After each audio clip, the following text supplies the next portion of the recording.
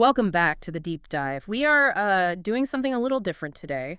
We're looking at a very specific, and I have to say, a very annoying mystery that I think haunts every single person listening to this. Oh, I'm intrigued. I'm calling it the two-day phenomenon. The two-day phenomena. Okay, that sounds like a low-budget thriller. It feels like a thriller when you're in the middle of it, but honestly, it's more of a tragedy. So here's the scenario, and tell me if this sounds familiar. It's January 1st, or, a Monday morning. Or it's 2 a.m. on a Tuesday when you get that sudden, almost manic urge to fix your entire life. Right, the this is it moment. This is IT. I am changing everything. You buy the planner, you get the multicolored pens, you color code the planner, you go to the gym, you meal prep enough chicken and broccoli to survive a nuclear winter. You enter what the internet calls monk mode. And for a moment, for that brief, glorious window, it actually works.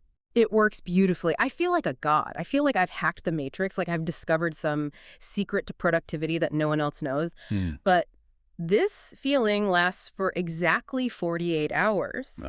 There's the catch. Without fail, on the morning of day 3, the wheels just come off. And I don't mean I just get a little tired. I mean I crash directly into a wall.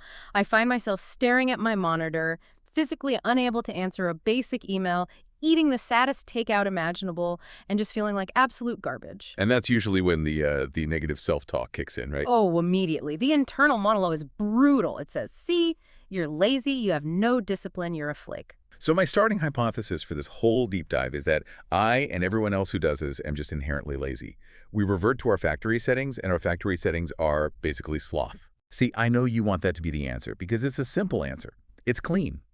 But looking at the stack of research we have today, and we have a lot, ranging from, teacher burnout studies to the neurobiology of sleep deprivation and even clinical mood disorders, laziness is actually a terrible explanation. It's a lazy explanation. It is. It really is. It doesn't fit the data at all. What you're describing isn't a moral failing. It's not a lack of character. It's a biological collision. You are running headfirst into some very, very hard limits of human neurobiology. Okay, a biological collision. What's colliding with what? Your ambition is colliding with your biology. We're talking about concepts like allostatic load, decision fatigue, and something called rapid mood cycling. Essentially, on day 3, you aren't running out of willpower. You are crashing your system's entire operating capacity. I want to believe you, I really do. But it feels so much like I just stopped trying. It feels like a choice I'm making in the moment. It feels like a choice because the brain is an expert storyteller. It's brilliant at rationalizing its own exhaustion to make sense of the situation. But let's look at the sources we've pulled. We've got this fascinating piece of research on emotional labor from Frontiers in Education, which dissects why teachers burn out so fast. Okay. Then we have some hard medical data on what actually happens to the brain after 48 hours of sleep deprivation. And, this is the really interesting part, we have some clinical literature on cyclothymia and rapid cycling disorders from the Journal of Clinical Psychiatry. Okay, hold on a second. Cyclothymia. Are we about to diagnose everyone listening with a mood disorder? Because that feels like a bit of a leap. No, and we need to be very, very clear about that. We are not diagnosing anyone. Absolutely not. However, the mechanisms that explain rapid cycling in clinical mood disorders are incredibly useful frameworks. They help us understand why a neurotypical person crashes after a 2-day sprint. So the underlying machinery is the same. The brain chemistry overlaps in significant ways. The fuel tank works the same way, Yeah. Whether you have a diagnosis or not, there's a finite amount of fuel. All right, let's get into the mechanics then. If it's not laziness, what is actually breaking in my brain on day 3? Where does the chain snap? The first culprit, and probably the biggest one, is something called allostatic load. Allostatic load. I think I've heard the term, but break it down for me. What does it actually mean? So we pulled this largely from a study on teacher burnout by a researcher named Adam Atwood. The technical definition is the cumulative increase in chronic psychological stress. But a better way to think about it is wear and tear. It's the wear and tear on your brain and body that accumulates when you're constantly adapting to new demands. But see, here's where I get stuck. When I start my new life on Monday, I don't feel stressed. I feel amazing. I'm pumped to go to the gym. I'm excited to clear my inbox. I'm like high-fiving myself in the mirror. How is that load? It feels like the opposite of load. That is the fundamental misunderstanding of how the brain processes change. To your brain, effort is stress. Regulation is stress. Even positive excitement is metabolically expensive. So good stress is still stress. Yes. When you try to change your entire life overnight, a new wake-up time, a new diet, new work habits, a new social calendar, you are demanding a massive amount of cognitive regulation. You are spiking your allostatic load through the roof, regardless of whether you feel happy about it. Why, though? Why does the brain fight it if it's a good change? Because the brain's #1 priority is homeostasis, stability. It wants things to be predictable and low effort. You are actively and very aggressively disrupting that stability. You're forcing it to build new neural pathways on the fly, and that takes a ton of energy. So even positive change is viewed by the brain as a threat to the status quo. It's viewed as a resource drain. It's an energy crisis. The Atwood study on teachers discusses a concept called the cognitive load tipping point. Every single person has a limit. And the study specifically looks at decision fatigue in teachers. It references data suggesting that teachers make somewhere around 1,500 decisions a day. 1,500, that seems impossible. Are we talking about big life-altering decisions or small stuff? It's almost all small stuff. It's everything. Do I call on this student now or later? Is the room too hot? Should I use a red pen or a blue one to grade this? Do I intervene in that conversation over there? They're all micro decisions. Okay, that makes more sense. But the study points out that these aren't free. Each one consumes a tiny little bit of glucose, a tiny bit of a neural resource. And when that limit is hit, whether it's 1,500 for a teacher or maybe 2,000 for you, on a hyper-focused day, efficacy just disrupts. You hit a biological wall. Okay, so apply that to my monk mode Monday. How am I hitting 1,500 decisions? Oh, easily. Think about your day one of being a new person. You aren't just living, you are adjudicating your entire existence, second by second. Do I eat the oatmeal or the eggs? That's 1. Should I go to the gym at 6.0 or 6.30? That's 2. Which task on my to-do list is the absolute highest priority? 3. You are micromanaging every single action to fit this new, perfect persona. Ray, I'm constantly checking myself. Is this what the new me would do? Should I respond to this email now or should I wait? It's a constant internal monologue. And that checking is expensive. That internal monologue is the sound of your battery draining. By day 3, you haven't become lazy. You have reached decision bankruptcy. Yeah. Your brain literally cannot process another should I do this question. Decision bankruptcy, I like that. And so to save energy, it defaults to the path of least resistance. The couch. The takeout menu, scrolling on your phone. It's not a moral choice. It's an energy conservation tactic. Wow, that makes so much sense. It's like I spent my whole cognitive paycheck on Monday and Tuesday, and then on Wednesday I'm shocked that my card is declined at the grocery store. That is a perfect analogy. You're overdrawn. But there's another layer to this cost that makes it even more expensive. It's not just the number of decisions, it's the type of effort. We need to talk about the emotional labor research. Emotional labor? Specifically, the work by researchers like Gross and Richards on something they call surface acting. Surface acting, I'm guessing that's not about Hollywood. No, it's about social interaction and, more importantly, self-regulation. Emotional labor, or EL, is the effort required to manage your feelings to fit a situation. So in the study, they look at teachers who have to suppress their frustration to maintain a calm and positive classroom. They have to act calm even when they really want to scream. Oh, I do this constantly when I'm trying to be disciplined. I'm sitting there eating my plain broccoli, hating every single second of it, but telling myself, this is fuel. I love this. This is what winners eat. That is textbook surface acting, is the definition of it. You are faking the discipline. You're actively suppressing the part of you that wants to quit, that wants the pizza. And here's the kicker from the research. Suppressing emotions, what some people call white-knuckling it, actively interferes with cognitive functioning and memory. Wait, hang on. So trying to force myself to be disciplined is actually making me stupider. In the short term, yes, Right. 100%. The study found that chronic artificial suppression leads to emotional exhaustion much, much faster than the alternative, which is called reappraisal. Reappraisal. Reappraisal is where you genuinely change how you view the situation. But with surface acting, you're running 2 demanding processes in your brain at the same time. There's the task itself, like eating the broccoli, and then there's the second, equally difficult task of suppressing your hatred for the broccoli. It's a double tax. I'm paying twice. It's a massive cognitive tax. And the brain absolutely hates inefficiency. So if you spend 38 hours surface acting, pretending you love the gym, pretending you love waking up at 5 a.m., pretending you love answering emails immediately, you burn through your glycogen stores twice as fast. By Wednesday morning, the tank is just dry. This completely explains why fake it till you make it feels so exhausting. It works for, I don't know, a 10-minute keynote speech maybe, but not for a complete lifestyle change. It works for a sprint. It is catastrophic for a marathon. Okay, so that covers the load aspect, the sheer weight of the effort. But I want to go back to the timing. Why is it always 2 days? Why the 48-hour mark specifically? Is there something biological about that time frame, or is it just a weird coincidence that we all seem to experience? It's not a coincidence at all. There's a really interesting and frankly quite direct parallel here with sleep deprivation studies. Now, obviously, during your 2-day sprint, you might still be sleeping, hopefully. Sometimes less than I should, but yeah. Right. But the symptoms of your day 3 crash look a lot like what happens to the human brain after 48 continuous hours of wakefulness. I looked at that source you sent over, the Medical News Today breakdown of sleep deprivation stages.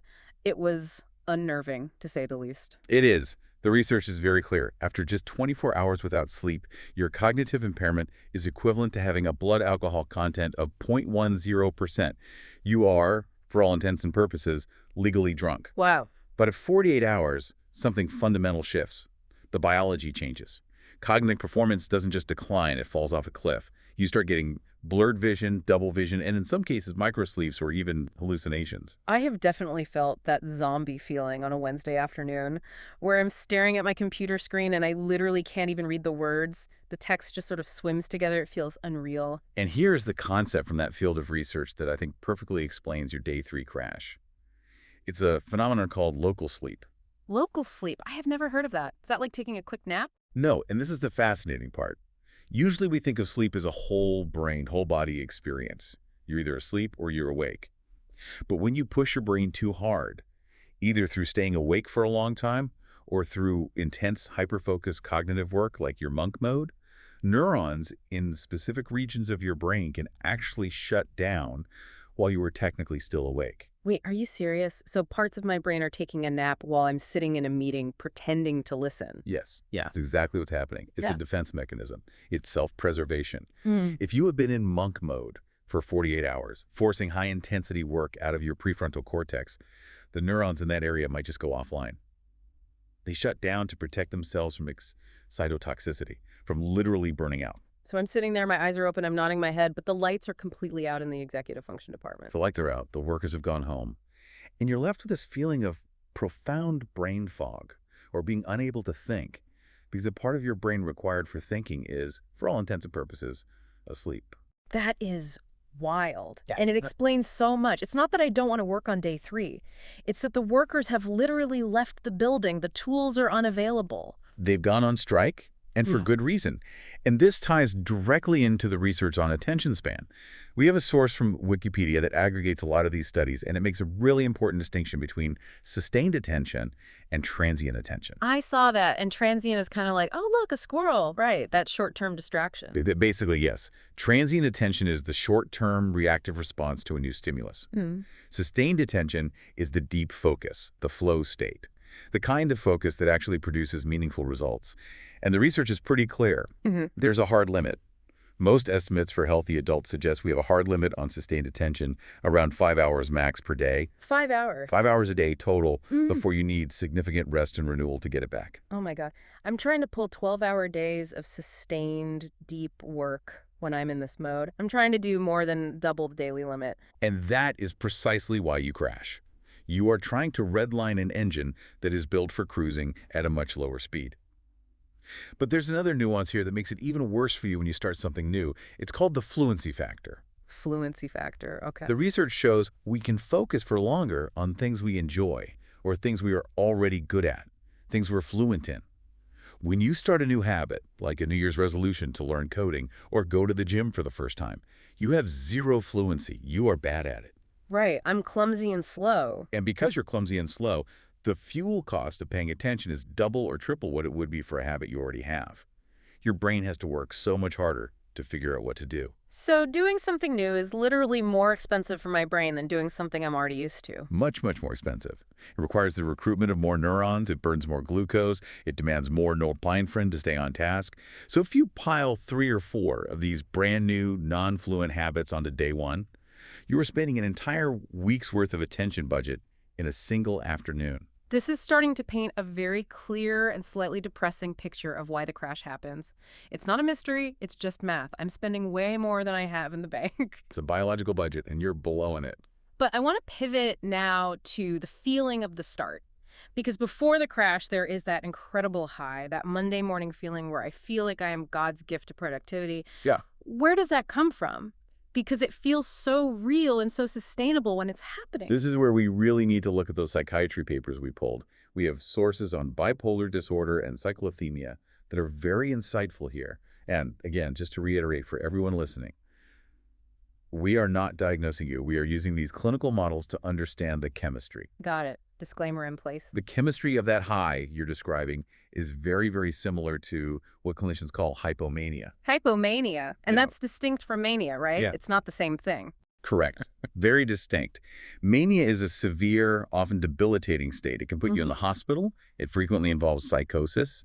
Hypomania is, well, it's seductive. It feels good. The source we have describes it as having characteristics like increased self-esteem or grandiosity, goal-directed activity, excessive talkativeness, and a decreased need for sleep. Okay, that sounds exactly like me on January 1st.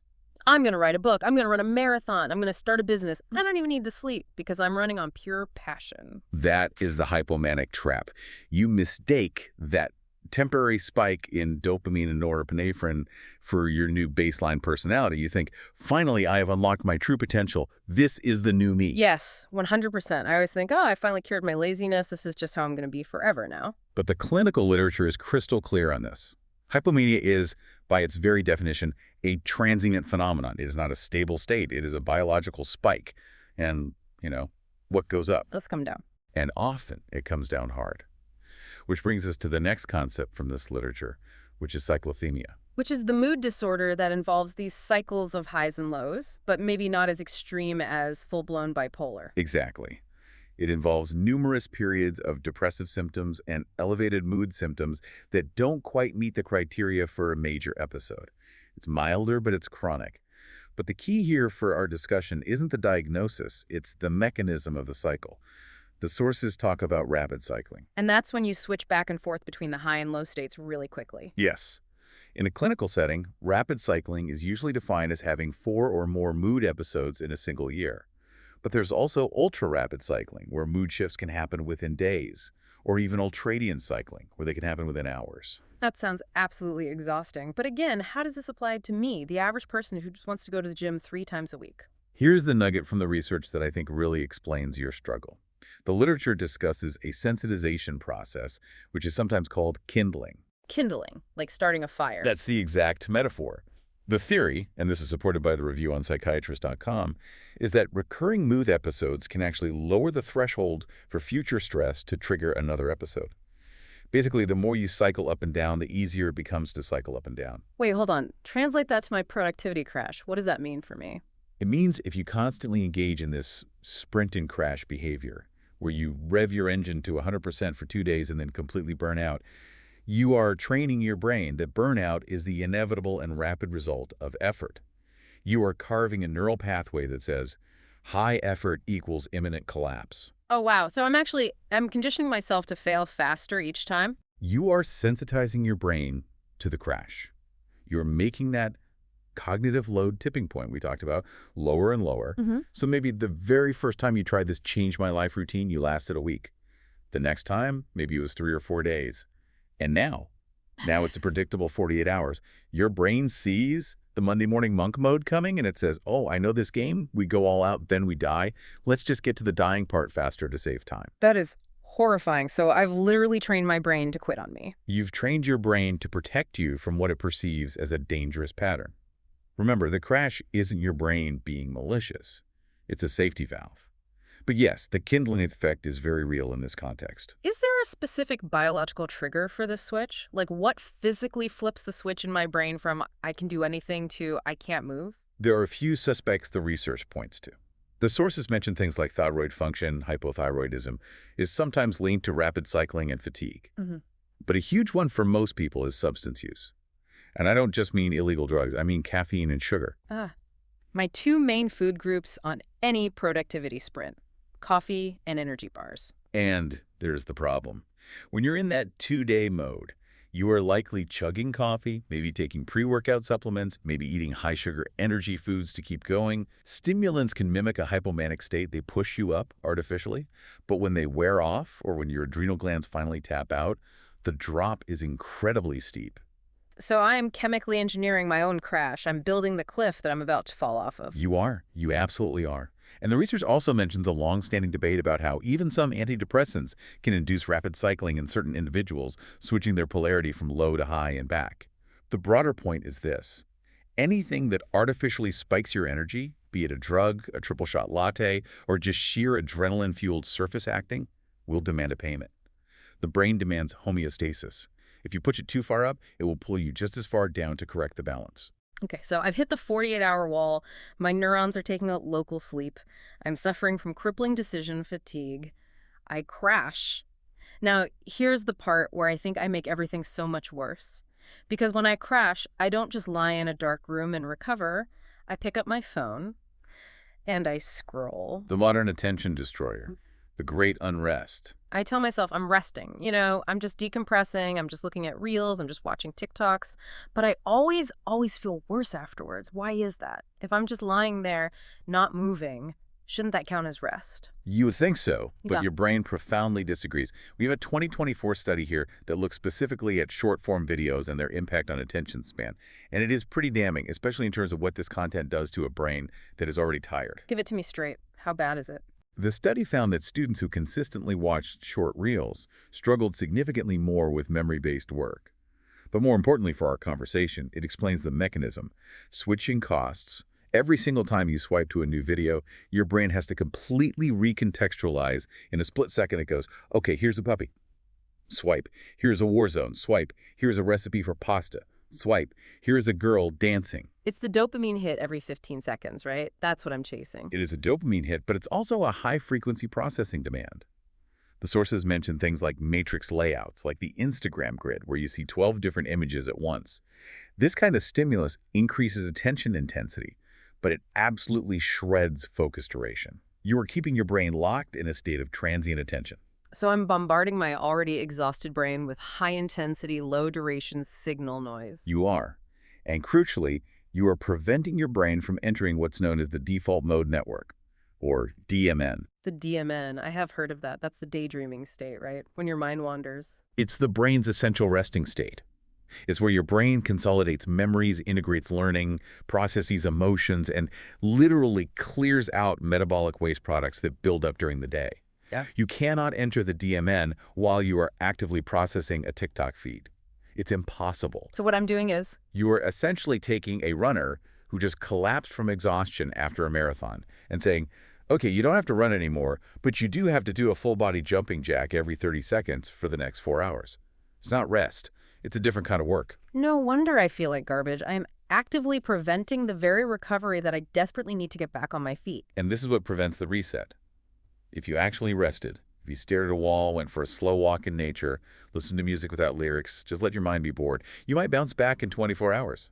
But by doom scrolling, you prolong the crash. You turn a 24-hour recovery period into a week-long slump. And then, of course, because I'm in a week-long slump, I feel guilty and ashamed. And what do I do with that guilt? I make jokes about it. I send memes to my friends about how I'm a rot-maxing potato or how I'm in my flop era. Ah, yes. Humor. The final piece of the puzzle. The brain's last line of defense. It's weird, right? We all do this. We bond over being failures. Look at me, I'm a disaster. Isn't it funny? Why do we do that? Is it just a coping mechanism? It is, but it's a very specific kind of coping mechanism. We have a great source from the Indian Journal of Psychiatry that actually quotes Freud on this. It frames humor as a defense mechanism, and it utilizes two specific concepts, condensation and displacement. Okay, those sound like, I don't know, physics terms. Unpack them for me in the psychology terms. Condensation is all about economy of thought. It saves psychic energy. Instead of writing a long, painful dissertation on why you failed your goals again, or processing the complex emotions of shame and disappointment, you just send a meme of a cat falling off a couch. It's efficient. It bundles all of that pain and complexity into one quick, shareable image. Efficient. I like that. It saves me the trouble of actually having to feel my feelings. But what about displacement? Displacement is the trickier one. It's where you transfer the psychic energy from the conflict to the joke. Freud argues that humor allows us to express a forbidden or painful impulse, in this case, admitting our own failure, without paying the full emotional price for it. So instead of feeling the raw pain of failure, I feel the momentary relief of the laugh. You discharge the energy as a laugh, instead of as tears or frustration. There was this brilliant analogy we found in a Reddit thread, which surprisingly had some very astute psychological commentary. One user described the brain as a superhero, Okay. and when a villain attacks, the villain being stress, shame, or failure, the superhero brain uses a special power to turn the villain into a clown. That is a great visual. The villain is shame. Zap. Now it's just a funny-looking clown. Exactly. And if it's a clown, you can laugh at it. It's not scary anymore. It protects you from the raw, overwhelming feeling of inadequacy. It makes the threat manageable. That sounds pretty healthy, actually. Or is it not? Is there a downside? It's a classic double-edged sword. As a short-term tool to self-soothe, sure. It helps you step outside the uncomfortable situation for a moment. It's a form of escapism. But the expert commentary warns that while humor absolutely diffuses tension, it is very often a form of avoidance. Because if I'm just laughing at the clown, I'm not actually dealing with the villain that's still standing behind it. Precisely. If you just joke about your 48-hour crash, haha, I'm so chaotic and lazy, you never actually analyze why it happened. You never look at the allostatic load or the decision fatigue or the local sleep. You just displace the negative energy into a joke and then repeat the exact same cycle next Monday. So the humor stops me from learning the lesson. It narcotizes the failure so that I don't feel the pain that would normally motivate me to change my approach. It can act as a buffer against real change. If you build your identity around being the funny, chaotic friend, you stop trying to be the balanced, healthy friend because that's not your brand anymore. Oof. Okay, that hits close to home. So, to recap, we have diagnosed the problem very thoroughly. We aren't lazy.